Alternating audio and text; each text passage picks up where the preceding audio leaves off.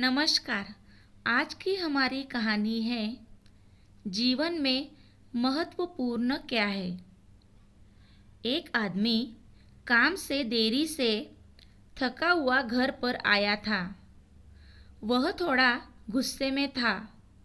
जहाँ घर के दरवाजे पर उनका बेटा उनकी राह देख रहा था। बेटा पिताजी से पूछा, पिताजी क्या मैं आपसे एक सवाल कर सकता हूँ? पिताजी बोले, हाँ बिल्कुल, पूछो क्या पूछना है। उस आदमी ने जवाब दिया।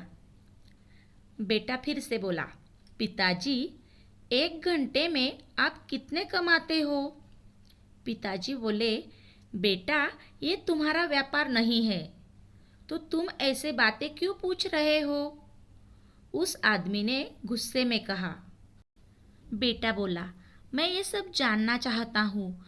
कृपया मुझे बताइए कि आप 1 घंटे में कितना कमाते हैं। पिताजी बोले, अगर तुम्हें जानना ही है तो सुनो, मैं 1 घंटे में 100 रुपये कमाता हूँ। बेटा बोला, अच्छा। उस छोटे बच्चे ने अपना सर नीचे करते हुए जवाब दिया। बेटा बोला, पिताजी क्या मैं 50 रुपये उधार ले सकता हूँ?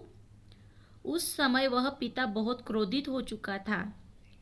अगर ये सब पूछने के लिए पीछे तुम्हारा यही कारण होगा कि तुम्हें कुछ बेमतलब के खिलौने और दूसरी बेतुकी चीज़ें खरीदनी हैं, तो चुपचाप सीधे सीधे अपने रूम में चले जाओ। वह छोटा लड़का बिना कुछ बोले सीधे अपने रूम में चला गया और दरवाज़ा बंद कर दिया।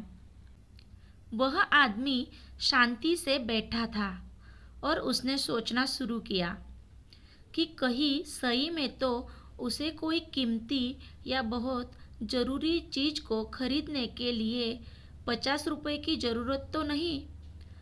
तभी वह इंसान उस छोटे बच्चे के रूम में जाकर उसने नम्रता से अपने बेटे से पूछा, बेटे क्या तुम सो गए हो?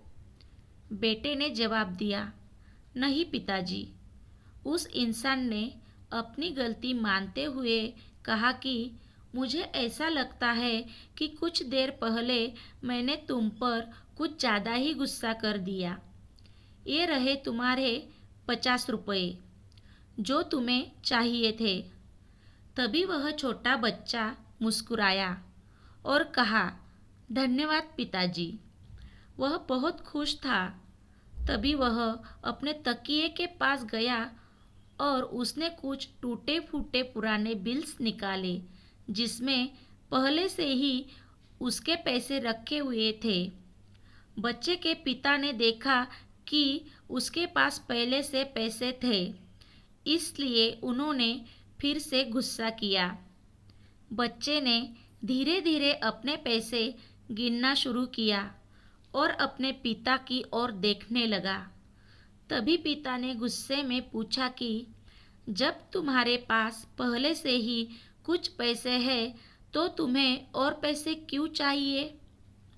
इस पर बेटे ने जवाब दिया कि तब मेरे पास पर्याप्त पैसे नहीं थे, लेकिन अब मेरे पास पर्याप्त पैसे हैं। बेटे ने बड़े प्यार से कहा कि पिताजी अभी मेरे पास 100 रुपये है।